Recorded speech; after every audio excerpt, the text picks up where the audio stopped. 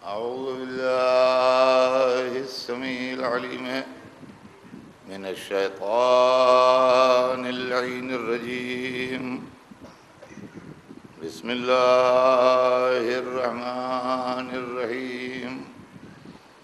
الحمد لله رب العالمين، والصلاة والسلام على سيدنا وشفيعنا بالقاسم محمد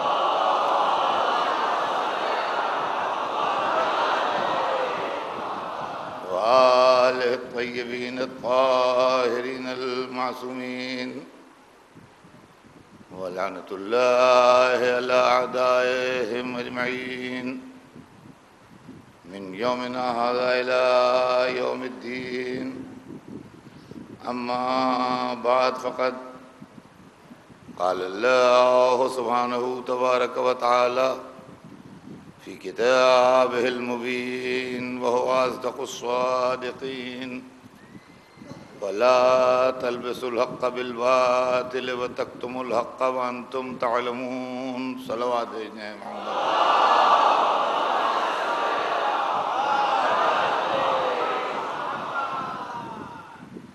ارشاد ہے جناب رب العزت ہے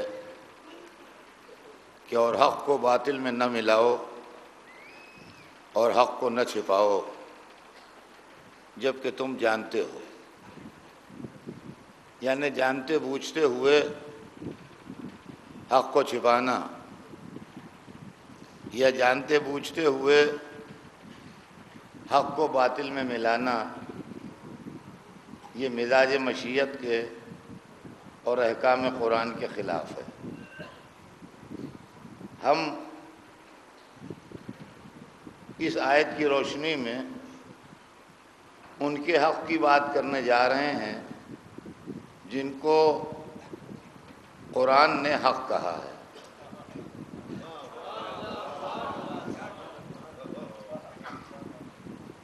جو ایسے حق ہیں کہ رسول اللہ نے فرمایا کہ علی مع الحق والحق مع علی. علی حق کے ساتھ ہیں، حق علی کے ساتھ ہے. یہ وہ رسول کہہ رہا ہے جو بغیر وحی بولتا نہیں. اس کا مطلب یہ ہے کہ یہ وحی ربانی کے اشارے سے بات کہی جا رہی ہے کہ علی کون ہے. سمجھ لو، علی مع الحق، علی حق کے ساتھ ہیں. علی مع الحق، علی حق کے ساتھ ہیں. والحق مع علی، اور حق علی کے ساتھ ہے. اب اس کے بعد کا جو ٹکڑا حدیث کا ہے وہ غضب کا ہے. ارشاد فرماتے ہیں: اللہم ادر الحق حیثما دار. پالنے والے حق کو ادھر ادھر موڑ جدھر جدھر علی موڑیں.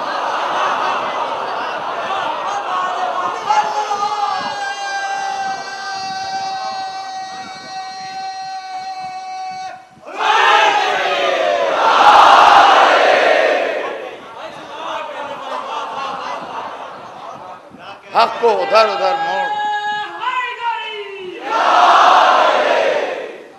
حق کو ادھر ادھر موڑ جدھر جدھر علی موڑیں. اب اس سے چند باتیں پیدا ہوتی ہیں ذہن میں. ایک تو یہ ہے کہ بظاہر بات یوں ہونا چاہیے تھی کہ علی کو ادھر موڑ جدھر حق موڑے، مگر رسول نے یوں نہیں کہا. رسول نے فرمایا حق کو ادھر موڑ جدھر علی موڑیں. دیکھیے، جو آگے چلے گا، پیچھے چلنے والا ادھر موڑے گا جدھر وہ موڑے. اگر رسول یہ کہتے کہ علی کو ادھر موڑ جدھر حق موڑے تو حق بنتا امام، علی بنتے معموم. جبکہ علی کو امامت مطلقہ ملی ہے، لہذا علی ہے امام، حق ہے معموم. حق کی پہچان یہ ہے کہ جب تک علی کے پیچھے رہے حق ہے.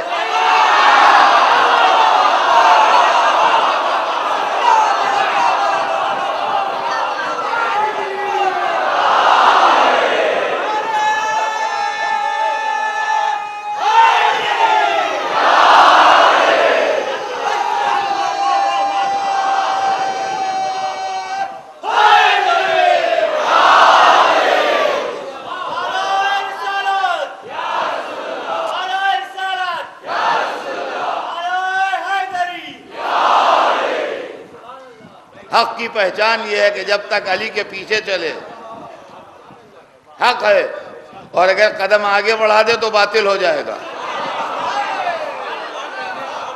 عزیزان گرامی، یہ منزل ہے خدا کی قسم۔ اللہم ادر الحق حیثما دار، پالنے والے حق کو ادھر موڑ جدھر علی موڑے۔ اور قرآن میں کہا گیا ہے ماذا بعد الحق الا الضلال، حق کے بعد سوائے گمراہی کیا اور ہے کیا؟ اب بھی مطلب نہ سمجھ میں آئے تو کب سمجھ میں آئے گا؟ یعنی علی کو چھوڑ کے سوائے گمراہی کے ملے گا کیا؟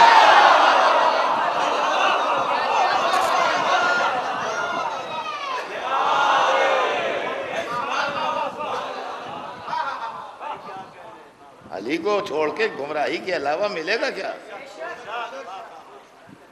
اور عزیزان گرامی، اسی حق نے ہم کو بہت سے پتے دیے ہیں،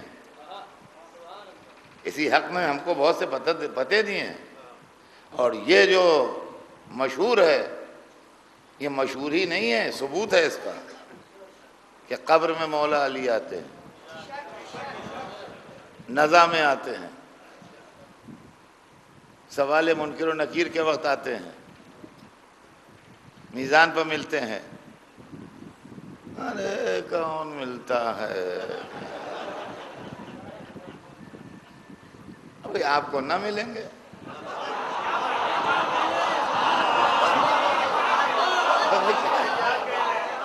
تمہیں جھگڑا کہے گا؟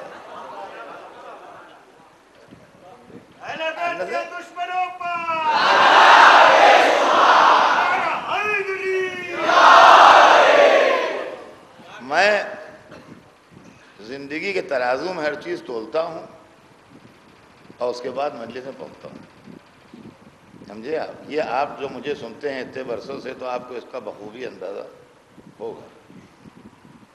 اور روزمرہ کی زندگی کی اسٹڈی ہے میری۔ ایک لڑکا لکھنؤ سے روٹی روزی روزگار کے لیے کام کی تلاش میں بمبئی آیا، آتے رہتے ہیں، یو پی سے ادھر سے آتے رہتے ہیں۔ لکھنؤ سے ایک لڑکا اپنے روٹی روزی کی تلاش میں، کاروبار کی تلاش میں بمبئی آیا۔ وہ اس کے پہلے کبھی آیا نہیں تھا، نہ بمبئی میں اس کا کوئی جاننے والا تھا، کوئی جاننے والا نہیں تھا۔ قسمت آزمائی کے لیے بمبئی آیا۔ جب وہ چلنے لگا تو اسٹیشن پر اس کے دوست نے ایک اتے سے پرچے پر اس کو ایک موبائل نمبر لکھ کے دے دیا اور کہا یہ موبائل نمبر ہمارے ایک دوست کا ہے جو بمبئی میں رہتا ہے، جا کے ٹیلی فون کرنا، ہو سکتا ہے وہ کچھ تمہاری مدد کر دے۔ آپ یقین مانیے کہ وہ کلیجے سے لگائے ہوئے لائے گا اس پرچے کو۔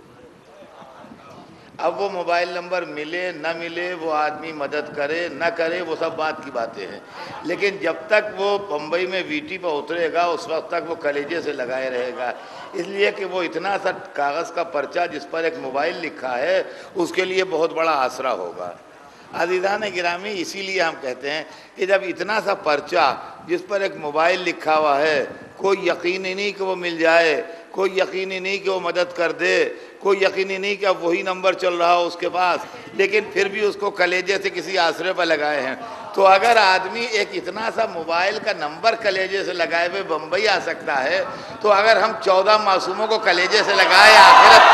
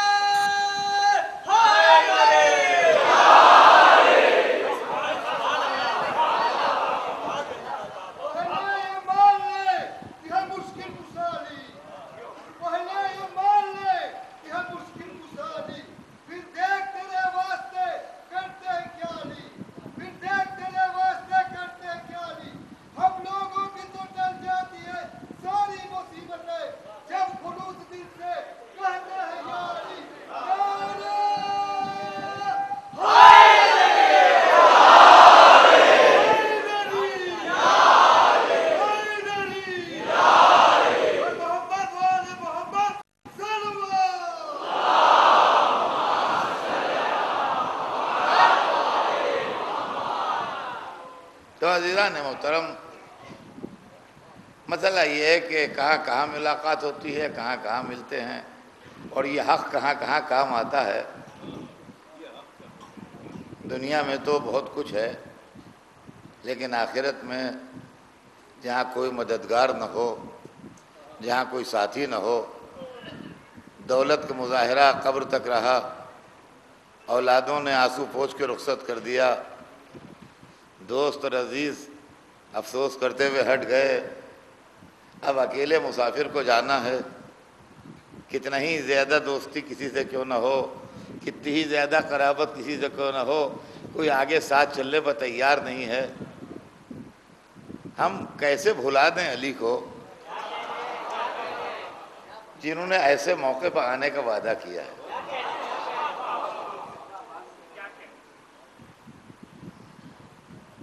اب میں آپ کو ایک ایسی بات سنا دوں جو بالکل سامنے کی ہے، لیکن یہ کہ متوجہ کرنا میرا کام ہے۔ میں برابر کہتا ہوں کہ میں کوئی نئی بات نہیں، متوجہ کرتا ہوں آپ کو، اور تھوڑا سا متوجہ کر دوں آپ کو کہ میت میں شریک ہونا بہت ثواب ہے، اور امور میت میں حصہ بٹانا بہت بڑا اسلام میں ثواب رکھا گیا ہے، اور پارٹ آف ڈیوٹی ہے ہمارا کہ اگر کوئی مر جائے تو ہم اس کی تہیہ و تکفین میں حصہ لیں، اور اگر کوئی تجزیہ و تکفین کرنے والا نہ ہو تو ہم کریں، چاہے وہ غیر کیوں نہ ہو، لیکن یہ سب چیزیں اسلام میں ہیں۔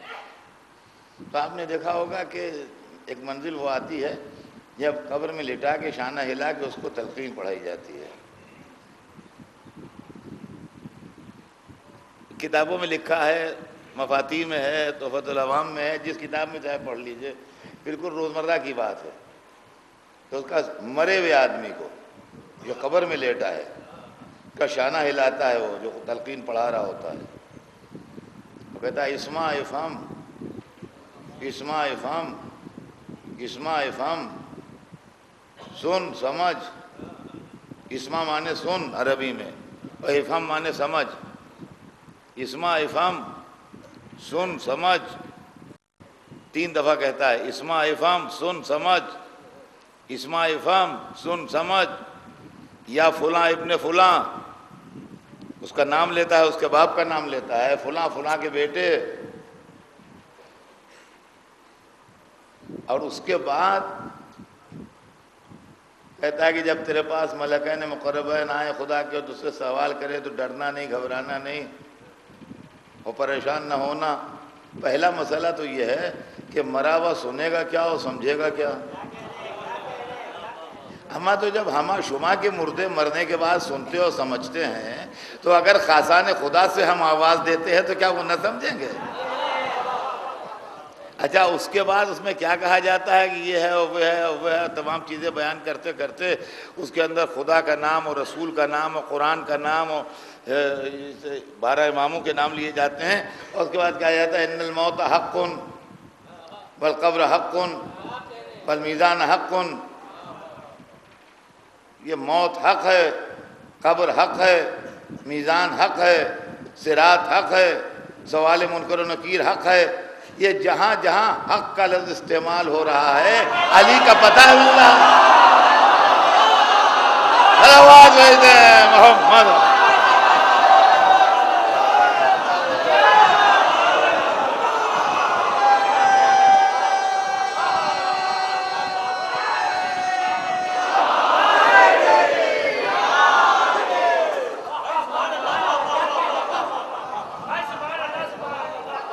حدیث سے اس کو ملائیے، ان الموت حق، موت حق ہے، علی مال حق والحق علی، سوال منکر و نکیر فی القبر حق، سوال منکر و نکیر قبر میں حق ہے، علی مال حق والحق مع علی، الصراط حق، صراط حق ہے، المیزان حق، میزان حق ہے۔ یہ جہاں جہاں حق حق کہا جا رہا ہے، یہ علی کا پتہ بتایا جا رہا ہے۔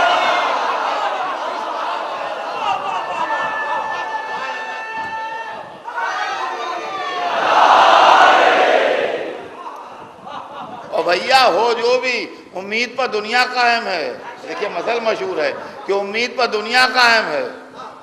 کہتے ہیں موت بہت سخت چیز ہے، موت بہت سخت چیز ہے، یہ مشہور ہے، اور اس کی تشبیہ یوں دی گئی ہے کہ ایک مہین باریک کپڑا ایک ایسے درخت پر ڈالا جائے جس میں کانٹے ہوں، اور اس کے بعد پھر اس کو کھینچ لیا جائے تو وہ تار تار ہو جائے گا کانٹوں کی وجہ سے۔ کہتے ہیں روح نکلنے کا یہ منظر ہوتا ہے۔ اب بھائی ہوتا ہوگا، ہم کہہ نہیں سکتے، اس لیے کہ ہم لوگ کوئی اس منزل سے گزرا نہیں جو کیسا میں کہتا ہوں ایسا نہیں ہوگا، کوئی نہیں کہہ سکتا، ہوتا ہو۔ لیکن ہمیں ایک بات کا اعتبار ہے کہ اگر علی آ گئے تو پھر تکلیف نہیں ہوگی۔ کیوں تکلیف نہیں ہوگی؟ اس کی وجہ ہے، قرآن نے ہمیں اطمینان دلا دیا کہ تکلیف نہیں ہوگی، اس لیے کہ قرآن میں ایک جگہ یہ لکھا ہے کہ جب مصر کی عورتوں کے سامنے سے حضرت یوسف گزرے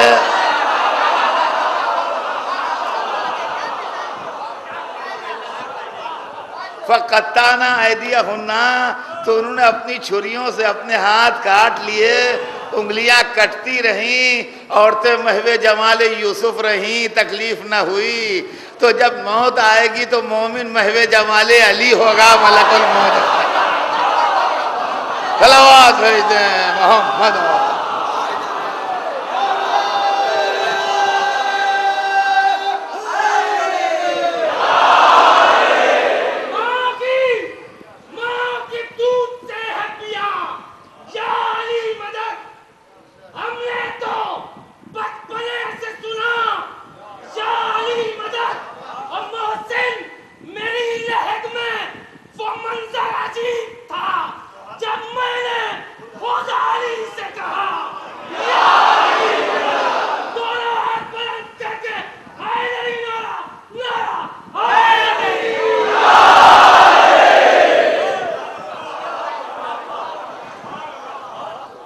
تو عزیزان گرامی، یہ حق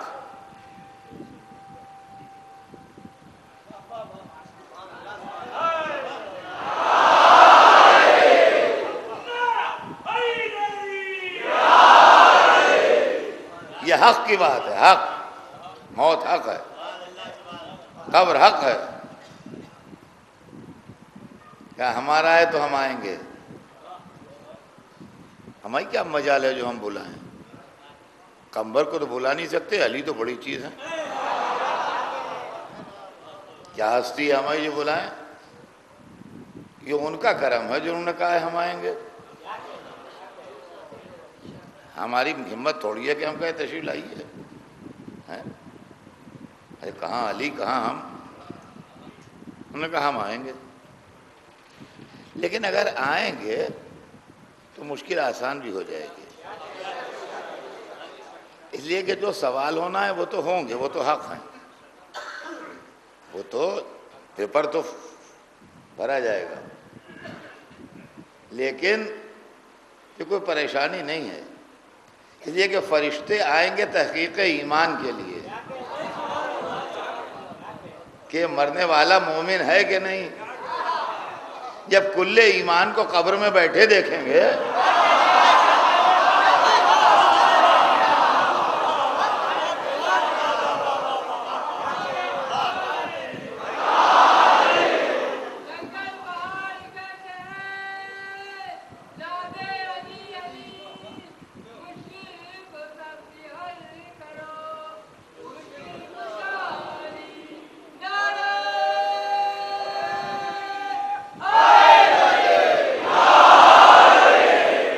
دیکھیے مومنین شعر ویر پڑھا کرتے ہیں، بیچ میں ابھی پڑھے گئے شعر تب ایک شعر مجھے بھی یاد آ گیا، تو وہ شاعر کہتا ہے کہ ڈر تھا مجھ کو قبر میں جب تک نہ آئے تھے علی،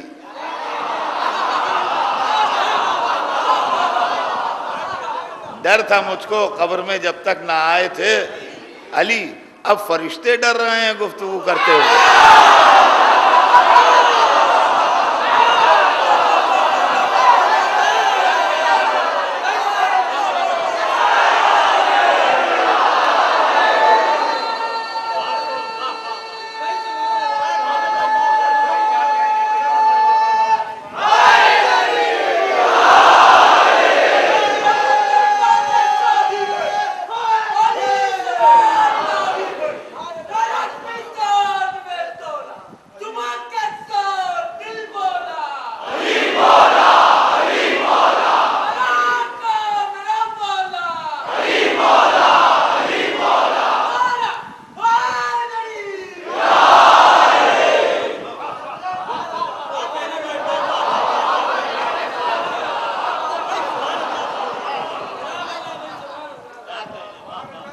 اب فرشتے ڈر رہے ہیں گفتگو سے۔ تو عزیزان گرامی، موت حق، قبر حق، والمیزان حق، میزان حق۔ میزان اس ترازو کا نام ہے جہاں اعمال تولے جائیں گے۔ ویسے میزان عربی میں کہتے ہی ترازو کو ہیں، لیکن جہاں پر وَمَن يَعْمَلْ قرآن میں اس کا تذکرہ ہے، وَمَن يَعْمَلْ مِثْقَالَ ذَرَّةٍ خَيْرًا يَرَهُ وَمَن يَعْمَلْ مِثْقَالَ ذَرَّةٍ شَرًّا يَرَهُ۔ جو ذرہ برابر خیر کرے گا وہ بھی دیکھے گا، اور جو ذرہ برابر شر کرے گا وہ بھی دیکھے گا۔ کہ وہاں میں مل جاؤں گا۔ دیکھیے، میں جو بات کہتا ہوں وہ اتنے کا ذمہ دار ہوں۔ ہم محتاج شفاعت ہیں، علی مجبور شفاعت نہیں ہے۔ ان کو مجبور نہیں کیا جا سکتا کہ وہ ہماری شفاعت کریں۔ ہم محتاج ضرور ہیں ان کی شفاعت کے، ہماری محتاجی میں کوئی شک نہیں، لیکن وہ ہماری مدد کریں نہ کریں ان کی اپنی مرضی، وہ مجبور نہیں ہے۔ ہم محتاج ہیں، وہ مجبور نہیں ہے، لیکن امید ہے، آسرا ہے۔ علی علی کہنے سے امید بن گئی ہے کہ شاید ہمیں نظر کرم سے دیکھ لیں، اس لیے کہ میزان میں اعمال تولے جا رہے ہوں گے۔ ان کا اتنے برس زندہ رہا ہے، نیکیاں کتنی کی ہیں؟ کا 10 لاکھ، 10 لاکھ نیکیاں۔ کا برائیاں کتنی ہیں؟ کا 15 لاکھ۔ تو برائیوں کا پلہ بھاری ہے، نیکیوں کا ہلکا ہے نا؟ تو اب سزا ملے گی اس کی۔ برائیاں زیادہ ہیں، نیکیاں کم ہیں۔ یہی موقع شفاعت کا ہے۔ دیکھیے، شفاعت کا لفظ جو قرآن میں ہے اور شفاعت کو جو مجلسوں میں پڑھا جاتا ہے، یہی پراپر ٹائم ہے شفاعت کا، کہ برائیاں زیادہ نکل آئیں، نیکیاں ہماری کم رہ گئیں۔ اب یا تو سزا کاٹیں اور یا کوئی شفاعت کرے۔ تو یہاں پر پھر علی سے امید بندھی ہے، یہاں پر پھر علی سے امید بندھی ہے کہ اگر وہ ایک دفعہ نگاہ کرم سے دیکھ لیں کیا معاملہ ہے، ان کا حضور اس کی نیکیاں گھٹ رہی ہیں، اعمال برائیاں بڑھ رہی ہیں۔ کہ کتنی؟ کہ 5 لاکھ نیکیاں کم ہو رہی ہیں۔ جناب امیر ہے نا،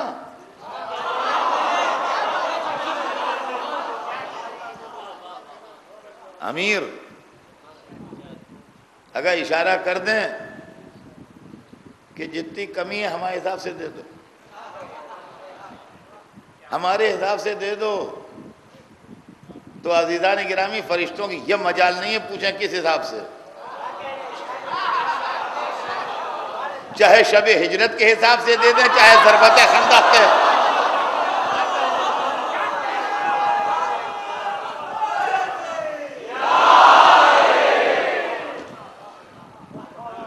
اور یہ نہ پڑھ کہہ دیجئے گا کہ یہ کہاں سے پڑھ دیا آپ نے، اس کی شرعی دلیل کیا ہے؟ شرعی دلیل اس کی ہمیں معلوم ہے، غلط نہیں پڑھنا ہے۔ شرعی دلیل یہ ہے کہ ایک مومن مر جاتا ہے، اس کے بعد اعمال باقی ہوتے ہیں، دوسرا مومن اس کی طرف سے اعمال کرتا ہے تو اس کے کھاتے میں انٹری ہوتی ہے۔ ان کا 5 برس کی نمازیں قضا ہیں، لڑکے نے پڑھوا دیں، 5 برس کے روزے قضا ہیں، لڑکے نے رکھوا دیے۔ کہ حج کو نہیں جا پائے تھے مرحوم، کسی کو ان کے بدلے میں حج کو بھیج دیا، تو عمل دوسرا کر رہا ہے، نام اعمال ان کا صاف ہو رہا ہے۔ تو اگر ایک مومن کا عمل دوسرے مومن کے کھاتے میں ٹرانسفر ہو سکتا ہے تو امیر المومنین کا عمل مومن کے کھاتے میں کیوں ٹرانسفر؟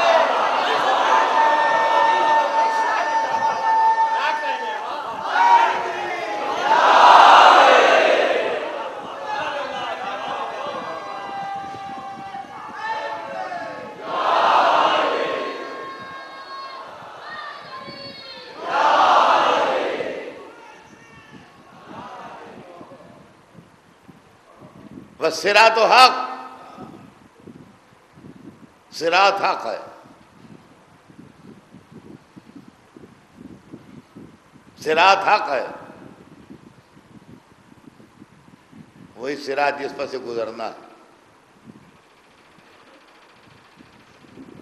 وہ صراط تو یہی ہے، وہ تو ہے وہاں پر، اس لیے کہا گیا ہے بال سے باریک ہے اور تلوار سے تیز ہے اور آگ سے گرم ہے، وہ تو ہے، معاذ اللہ وہ میں نہیں کہتا کہ نہیں ہے، لیکن اصل میں تو صراط یہ دنیا ہے، اس میں ذرا سے میں آدمی ادھر سے ادھر ہو جاتا ہے،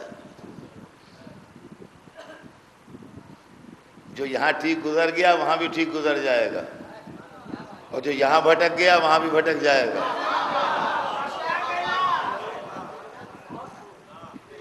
اسی لیے علی کے حق میں مروت نہیں کرنا چاہیے، اس لیے کہ یہاں ہم بے مروتی کر گئے اگر، اور وہاں انہوں نے بے مروتی کر لی تو وہ قصہ ختم ہے۔ بس صراط و حق، صراط حق ہے، رسول کہتے ہیں کہ علی کھڑے ہوں گے اور لوگ گزر رہے ہوں گے اور کہتے جائیں گے ھذا لی ھذا لک، یہ میرا ہے یہ تیرا ہے، نیچے جہنم ہے، سامنے جنت کا دروازہ ہے، جس کو کہا میرا ہے نور لپک کے لے گیا جنت میں، جس کو کہا تیرا ہے جہنم نے گھسیٹ لیا اپنی طرف۔ دنیا میں ہم نے بہت جھیلا ہے اشارے، یہ ان کے والے ہیں، یہ ان کے والے ہیں، یہ ان کے والے ہیں،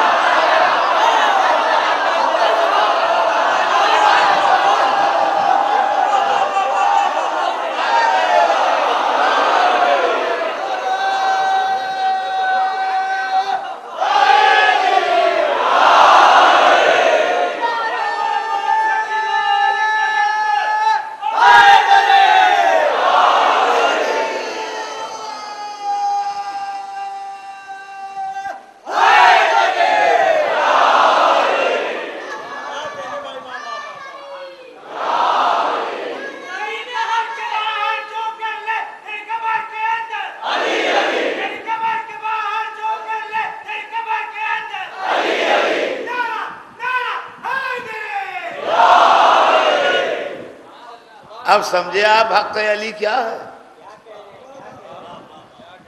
دنیا میں، دین میں، مذہب میں، مسجد میں، محراب میں، منبر میں، موت کے وقت، نزا کے وقت، قبر میں، صراط پر، میزان پر، ہر جگہ علی علی۔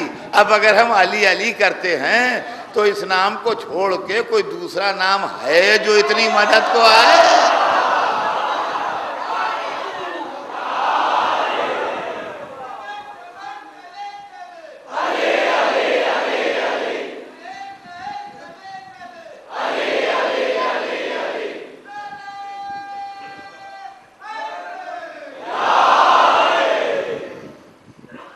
حق اہل بیت اور حق علی اور حق آل رسول، اس کے اوپر گفتگو ہوتی۔ اور عزیزان گرامی، یہی وہ لوگ ہیں جن کا حق چھینا گیا، جن کا حق غصب کیا گیا، جن کا حق چھپایا گیا، جن کے واقعات پر پردے ڈالے گئے، گزر گئے دور۔ عہد بنی امیہ گزر گیا، حق علی کے خلاف کوششیں کرتے ہوئے، عہد بنی عباس گزر گیا، حق علی کے خلاف کوششیں کرتے ہوئے،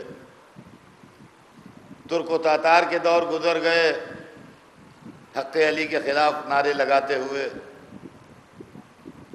مختلف دور گزرتے چلے گئے، لیکن جس طرح ذات علی میدان میں جمی رہی، اسی طرح فضائل علی بھی میدان میں جمے رہے۔ نہ دشمنوں کے نرغے علی کو گرا سکے میدان میں، اور نہ مخالفتیں علی کا کچھ بگاڑ سکیں علی کے بعد۔ اور آج اتنے لوگ جس نے اللہ کی راہ میں جہاد کیا، ان نے رسول کی نصرت کی، جس نے اسلام کو پروان چڑھایا، جس نے دین کے لیے اپنی پوری نسل دے دی، جس نے مذہب کے اوپر اپنی اولادوں کو قربان کر دیا، ان کے حق کی متعلق اگر بات کی جائے اور ان لوگوں کے تعلق سے بات کی جائے جنہوں نے رسول کو ایذائیں دی ہیں، جنہوں نے اسلام کی مخالفت کی ہے، جنہوں نے مذہب کا تماشا بنایا ہے، جنہوں نے دین کو کھلونا سمجھا ہے، تو اس کے اندر بگڑنے کی کون سی بات ہے؟ یہ بات صحیح ہے کہ جو کچھ ہوا وہ ہوا، لیکن تاریخ کے خزانے میں سارے واقعات محفوظ ہیں اور کتابوں کے اندر ہر چیز ملتی ہے۔ آج نہ بنی امیہ کی دولت ہے، نہ بنی عباس کی حکومت ہے، نہ یزید کی فوجیں ہیں، نہ حجاج کے قید خانے ہیں، کچھ بھی نہیں ہے۔ اب آج سچی بات کہنے سے کون سی شے مانے ہے؟ ایک تو آدمی کو ہر زمانے میں سچی بات کہنا چاہیے، تلوار کی دھار پر سچ بولنا چاہیے، پھانسی کے تختے پر سچ بولنا چاہیے، لیکن خیر چھوڑیے، ہر آدمی کے پاس اتنا کلیجہ نہیں ہوتا، اتنا دل نہیں ہوتا، ہر ایک کے بس میں یہ نہیں ہے کہ اپنی اولادوں کو کٹوا دے، اپنی جائیداد بکوا دے، اپنا گھر کھدوا دے، اپنی جان دے دے۔ اب وہ جانے، خدا جانے، ہم نہیں کچھ بولتے اس میں، لیکن جب دور امن و امان آ جائے، جب دور سکون آ جائے، جب ایسا زمانہ آ جائے کہ آپ کو سینکڑوں طرح کے پروٹیکشن حاصل ہیں، اب تو سچی بات منہ سے نکالیے۔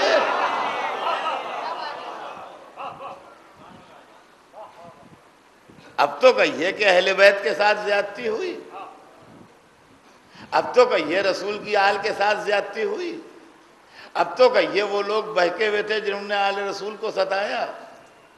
اور اگر اب بھی کچھ کہنے سے باز آ رہے ہیں اور کچھ ریزرویشنز ہیں، کچھ ہیزیٹیشن ہے، کچھ زبان میں لکنت ہے،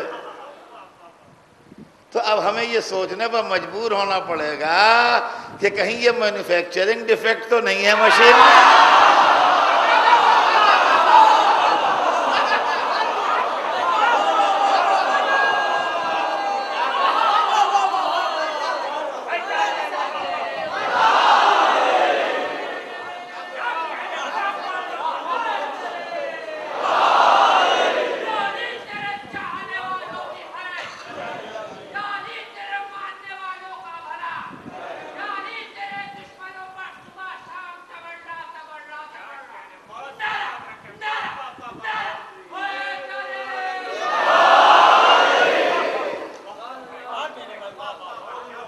آپ سوچیے، سوچیے کہ یہ کیا ہے۔ وَلَا تَلْبِسُوا الْحَقَّ بِالْبَاطِلِ، حق کو باطل میں نہ ملاؤ، حق کو باطل میں نہ ملاؤ۔ وَتَكْتُمُوا الْحَقَّ، اور حق کو نہ چھپاؤ۔ وَأَنْتُمْ تَعْلَمُونَ، تم جانتے ہو، جانتے بوجھتے ہوئے، ہر چیز سے واقفیت کے بعد سچائیاں چھپائی جا رہی ہیں۔ لوگ آل رسول کے خلاف، حسن کے ہوتے ہوئے ابو سفیان کے بیٹے کے ہاتھ پر بیعت، حسین کے ہوتے ہوئے لوگ یزید کے ساتھ، آل رسول کے ہوتے ہوئے آل امیہ تخت اقتدار پر، اور اس کے بعد عالم اسلام چپ، نہ کوئی صحابی بولتا ہے، نہ کوئی حافظ بولتا ہے، نہ کوئی حاجی بولتا ہے، نہ کوئی نمازی بولتا ہے، نہ کوئی روزہ دار بولتا ہے، سب خاموش ہیں۔ اسلام کس لیے آیا تھا؟ کیا اسلام اس لیے آیا تھا کہ مسلمان ساری دنیا کا مال کھاتے رہیں اور بیٹھے رہیں؟ اسلام دین علم ہے، اسلام دین شرافت ہے، اسلام دین انسانیت ہے، اسلام امن و امان کا دین ہے، اسلام سکون کا دین ہے، اسلام دولت کمانے کا نام نہیں ہے، اسلام گلے کاٹنے کا نام نہیں ہے، اسلام خون بہانے کا نام نہیں ہے۔ بادشاہوں کے ساتھ مولویوں نے مل کے جو طلسم بنایا، اس کے اندر بھولے بھالے عوام کو بہکا دیا۔ میں آئندہ مجلسوں میں آپ کے سامنے پڑھوں گا کہ کون کون سے معاملے ایسے ہیں جو پولیٹیکلی موٹیویٹڈ ہیں، اور کون کون سی ایسی معاملے ہیں اسلام کے اندر جو اس کے اندر سیاستوں نے اپنے جلوے دکھائے ہیں، جو طلسم بنائے گئے ہیں، جو فریب بنائے گئے ہیں، جس کے اندر 1400 برس سے ملت گرفتار ہے، اور اس کا نتیجہ یہ نکلا میرے دوستو کہ آج مسلمان علم سے محروم ہو گیا۔ سب سے بڑی بدنصیبی ملت مسلمہ کی یہ ہے کہ اس کے پاس علمی قحط ہے۔ مولویوں نے بادشاہوں کے ساتھ مل کے عوام کو اس لیے جاہل رکھا کہ اگر یہ پڑھ لکھ جائیں گے تو کہیں سچائیوں تک پہنچ نہ جائیں،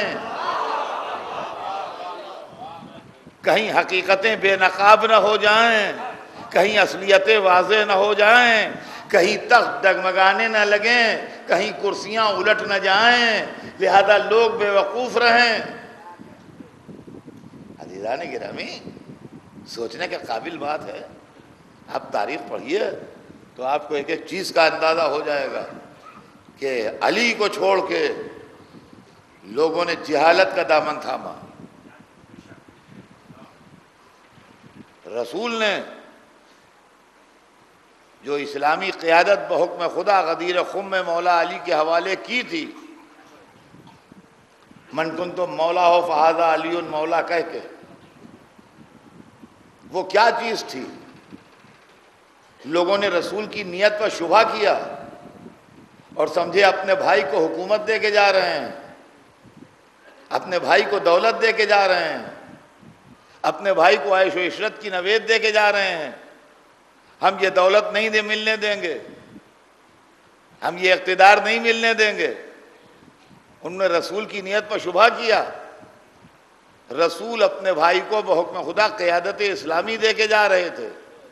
قیادت اسلامی میں زہر کا پیالہ پینا پڑتا ہے، قیادت اسلامی میں گھر جلوانا پڑتا ہے، قیادت اسلامی میں بچے ذبح کروانا پڑتے ہیں، قیادت اسلامی میں سر پر تلوار کھانا پڑتی ہے، قیادت اسلامی میں گلے کٹوانا پڑتے ہیں۔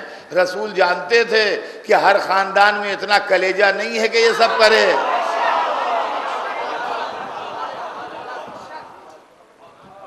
ہر ایک کے پاس اتنی ہمت نہیں ہے کہ اس طریقے سے قربانیاں دے۔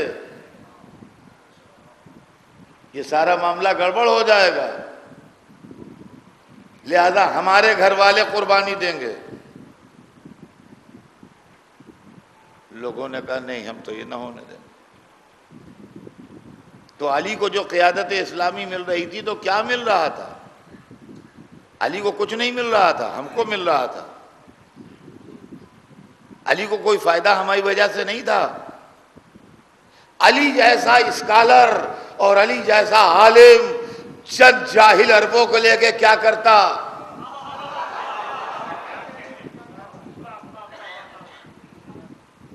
یہ چوپایوں کی بھیڑ لے کے علی کو کیا فائدہ پہنچتا؟ فائدہ ہم کو ملتا کہ ہمارا جہل علی کی وجہ سے دور ہوتا، ہماری بزدلی علی کی وجہ سے دور ہوتی، ہماری ناسمجھی علی کی وجہ سے دور ہوتی، ہماری خطائیں علی کی وجہ سے دور ہوتی۔ لوگوں نے علی کو چھوڑ دیا تو چھوڑ دیا۔ بہترین کوئی کتاب رکھی ہوئی ہے، چھوڑ دے آدمی۔ تو کتاب کا کیا بگڑے گا؟ کیا اس کے الفاظ مٹ جائیں گے؟ کیا اس کے اندر جو علمی مطالب ہیں وہ غائب ہو جائیں گے؟ قرآن تو ہے مسلمانوں کے پاس، قرآن تو ہے مسلمانوں کے پاس، کیا کوئی قرآن سے بڑھ کے کتاب ہو سکتی ہے؟ تصور ہے کوئی آپ کے دماغ میں قرآن سے بڑھ کے بھی کوئی کتاب لکھی جائے گی؟ تو خالی علی کو نہیں چھوڑا ہے، قرآن کو بھی چھوڑا ہے۔ اور اگر آپ کو یقین نہ آئے تو قرآن ہی میں آیت پڑھیے، رسول اللہ فرمائیں گے قیامت کے دن، یا رب ان قومی اتخذوا ھذا القرآن مہجورا، پالنے والے میری قوم نے اس قرآن کو چھوڑ دیا۔ آج لوگ مسلمانوں کی بربادی کے اسباب ڈھونڈ رہے ہیں۔ آج مسلمان سر جوڑ کے بیٹھتے ہیں، کہتے ہیں کیا راز ہے جو ہم برباد ہیں؟ برباد اس لیے ہیں کہ آپ نے قرآن چھوڑ دیا، اور قرآن چھوڑا اس لیے کہ قرآن آپ کی سمجھ میں نہیں آیا۔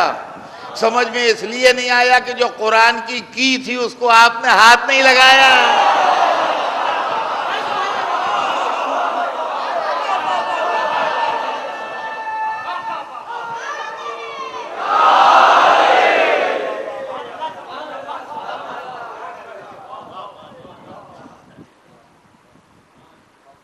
جس کے ذریعے قرآنی علوم ملتے، جس کے ذریعے قرآنی فائدے ہوتے آپ کو، جس کے ذریعے قرآن کی باتوں کا پتہ لگتا ہے آپ کو، آپ نے ان کو چھوڑ دیا۔ قرآن میں تو بے شک سب کچھ ہے، لا رد من ولا یابس الا فی کتاب مبین، کوئی خشک و تر ایسا نہیں ہے جو کتاب مبین میں نہ ہو، کوئی خشک و تر ایسا نہیں ہے جو کتاب مبین میں نہ ہو۔ تو ہے تو نکالیے، کوڈ ہے، ڈی کوڈ کرنا جانتے ہی نہیں۔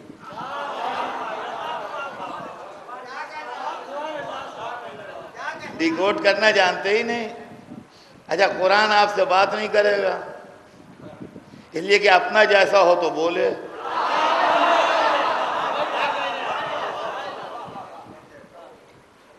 ایسے ویسوں سے وہ بات ہی نہیں کرتا۔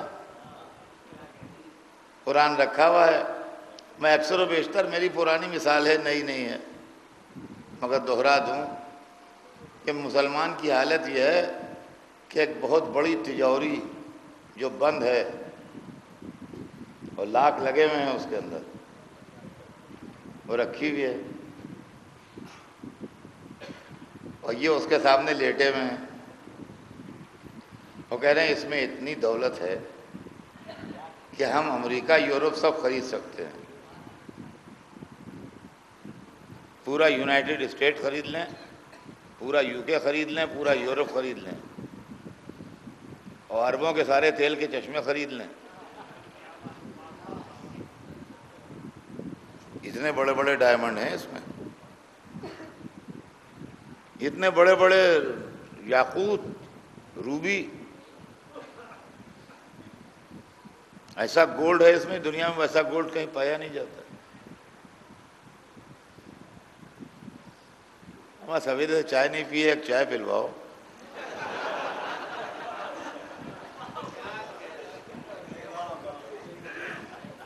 ایک طرف دولت مندی کا یہ عالم ہے کہ پوری دنیا خریدنے کا دمخم ہے، دوسری طرف صورتحال یہ ہے کہ چائے مانگ کے پی رہے ہیں، بیڑی مانگ کے پی رہے ہیں۔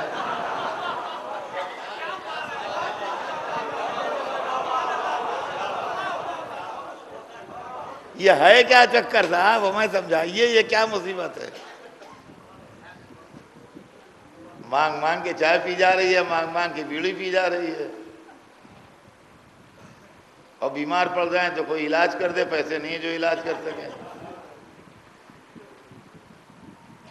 ہمارے پاس سب کچھ ہے، اس کے پاس کیا ہے؟ کچھ بھی نہیں، فقیر ہے ہمارے لیے۔ یہ سانحہ کیا ہوا؟ بس آج اسی سانحے کے اوپر بیان تمام ہوگا، کل آگے بڑھے گا بیان۔ یہ سانحہ کیا ہوا آخر کہ جو یہ سب ہوا؟ یہ تجوری بھی اللہ کی طرف سے آئی تھی، اور اس تجوری کے محافظ جن کے پاس اس کی کنجیاں تھیں وہ بھی اللہ نے بھیجے تھے، لیکن جس کے ذریعے تجوری اور کنجیاں آئیں، اس نے جب ان کو یہ تجوری دی تو یہ بوکھلاہٹ میں تجوری لے کے بھاگ آئے۔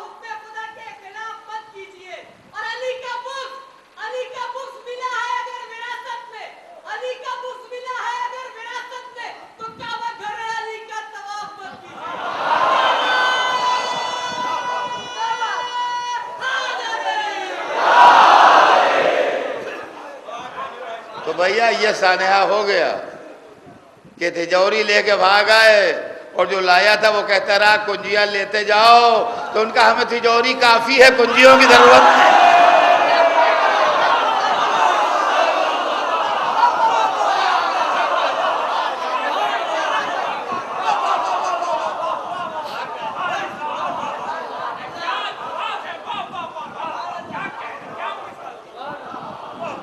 تو یہ ہے معاملہ۔ نتیجہ یہ ہوا کہ اس قرآن کو مس یوز کیا گیا۔ کربلا میں قتل حسین کے لیے جو جمع ہوئے تھے، ان میں حافظ بھی تھے، ان میں قاری بھی تھے، ان میں وہ لوگ بھی تھے جن کے گلوں میں قرآن حمائل تھے، اور حسین کے قتل کرنے پر تیار بھی تھے، جن میں اتنی انسانیت نہ تھی کہ پیاسے بچوں کو پانی پلائے۔ غور طلب مسئلہ ہے یہ۔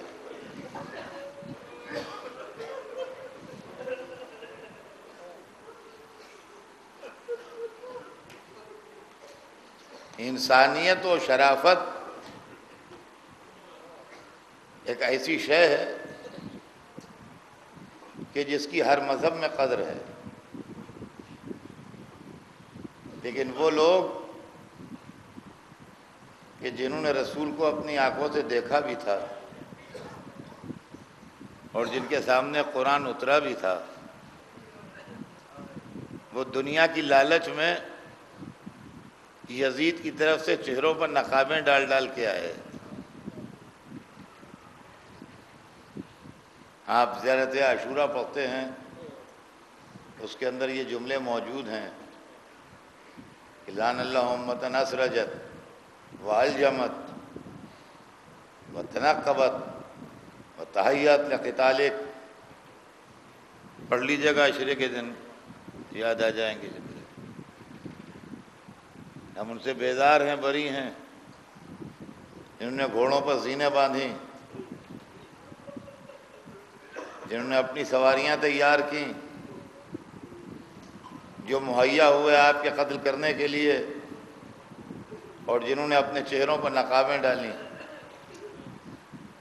یہ نقابیں ڈالنے والے وہی تھے جو حسین کو رسول کی گود میں دیکھ چکے تھے،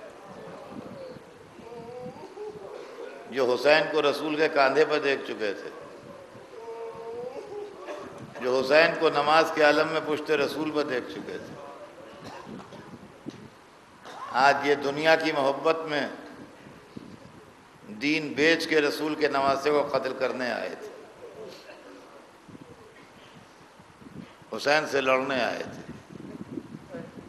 اور اللہ اکبر، محمد کے نواسے نے شرافت کا وہ معیار قائم کیا کہ جس کی مثال دنیا میں نہیں ہے۔ دیکھیے، دوست کے ساتھ تو ہر ایک شرافت برتتا ہے، دشمن کے ساتھ شرافت برتنا معیار ہے۔ جب خطبہ پڑھا ہے تو کہا میں تم میں وہ چہرے دیکھ رہا ہوں جو مجھے میرے نانا کی آغوش میں دیکھ چکے ہیں،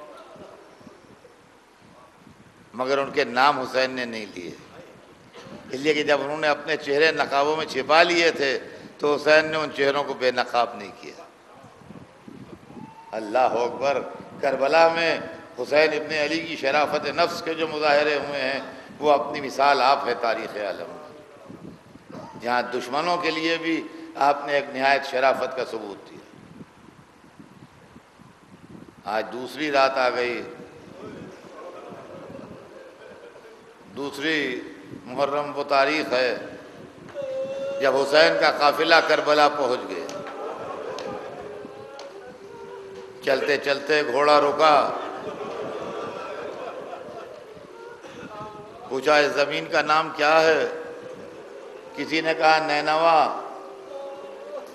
کہا اور بھی کوئی نام ہے؟ کسی نے کہا شت فرات، کہا اور بھی کوئی نام ہے؟ کہا ماریا، کہا نہیں اور بھی کوئی نام ہو؟ ایک نے کہا کربلا۔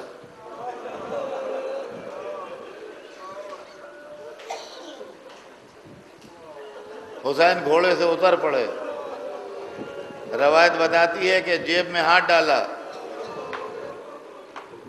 ایک مٹھی خاک نکالی،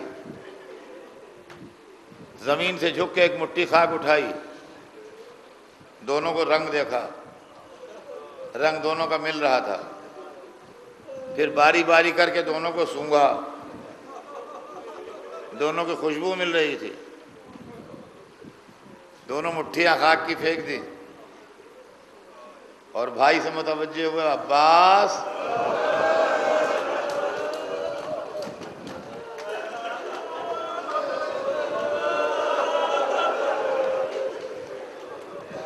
بھیا، عباس سفر ہمارا تمام ہوا۔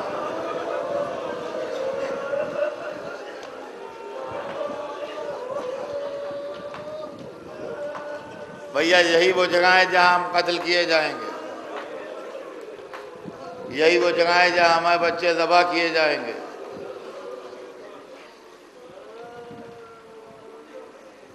مجلس ہو رہی تھی، حسین پڑھ رہے تھے، عباس سن رہے تھے۔ قافلہ کربلا میں اتر گیا، جو زمینوں کے مالک تھے ان کو بلایا،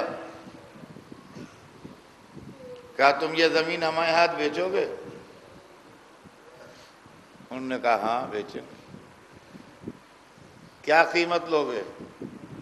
جو انہوں نے اپنے منہ سے قیمت کہی، چکایا نہیں، جو منہ سے قیمت کہی وہ قیمت ان کو دے دی، اور اس کے بعد ان سے کہا کہ ہمیں یہاں رہنا نہیں ہے،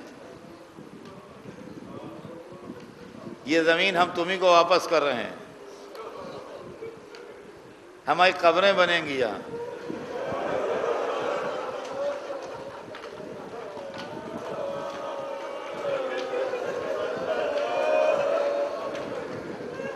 بس تم سے ہماری یہ خواہش ہے کہ اگر کوئی ہماری قبروں کا پتہ پوچھتا ہوا آئے تو بتا دینا۔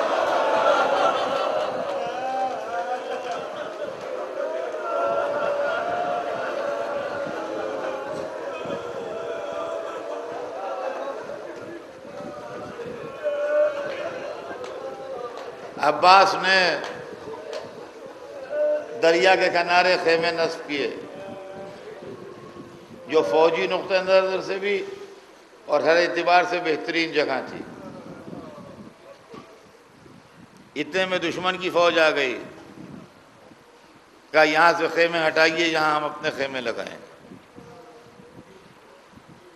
غازی کو جلال تو آیا، مگر مصلحت امام یہ نہیں تھی کہ پانی پر تلوار چلے، وہ تلوار جو حق و باطل کا فیصلہ کرنے والی تھی، اس بات پر چل جاتی کہ پانی پہ کون رہے گا۔ بھائی کو روک لیا، ریتی پر خیمے نصب ہوئے۔ عزیزان گرامی، میں نے کتاب میں نہیں پڑھا، میں تصور کے سہارے مصائب پڑھتا ہوں۔ جب خیمے نصب ہو گئے ہوں گے تو عماریوں سے زینب بھی اتری ہوں گی، ام کلثوم بھی اتری ہوں گی، شہزادی سکینہ بھی اتری ہوں گی، بنی ہاشم کی شہزادیاں بھی اتری ہوں گی، عباس بھی تھے، علی اکبر بھی تھے، قاسم بھی تھے، اور نہ محمد بھی تھے، لیکن 11ویں محرم کو جب یہ قافلہ جانے لگا تو نہ عباس تھے، نہ علی اکبر، نہ اونا محمد تھے، نہ قاسم۔ زینب نے ایک دفعہ دریا کو دیکھا، یا عباس انت الذی رکبتنی، اے بھیا تم نے مجھے سوار کیا تھا، اب بہن جا رہی ہے کیا سوار کرنے کا۔